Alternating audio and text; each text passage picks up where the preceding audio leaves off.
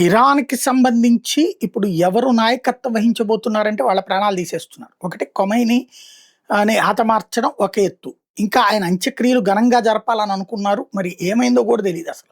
ఆయన మృతదేహం ఎక్కడుందో తెలీదు. చనిపోవడం కన్ఫర్మ్ చేశారు. అంతా బానే మనం చూసాం ఇంతకుముందు పెజెష్కియానికి ముందు రైసీ చనిపోయినప్పుడు భారీ ఎత్తున అంత్యక్రియలు చేశారు. అప్పుడు మనోళ్ళు కూడా అక్కడికెళ్ళి మరి నివాళులర్పించొచ్చారు. నితిన్ గడ్కరీ లాంటోళ్ళు. అంతకుముందు అంతకుముందు ఉన్నటువంటి హెజ్బుల్లా వాళ్ళు హమాస్‌కి సంబంధించినటువంటి వాళ్ళు చనిపోయినప్పుడు కూడా భారీ హంగామా చేశారు. మరి ఇప్పుడు ఏమవుతుందనేది తెలీదు. ఎందుకని మరి శవయాత్ర ఘనంగా చేయట్లేదో అర్థం కాదు. అంటే దెబ్బతీస్తారేమో అనినేమో.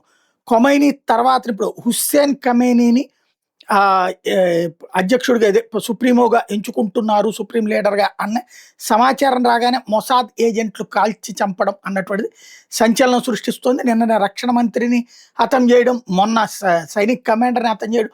ఎవరైతే కీ పొజిషన్ టేకప్ చేస్తారో వాళ్ళు ప్రాణాలు వదులుకోవడానికి సిద్ధపడి మాత్రమే రావాల్సిన పరిస్థితిని సృష్టిస్తోంది ఇజ్రాయెల్.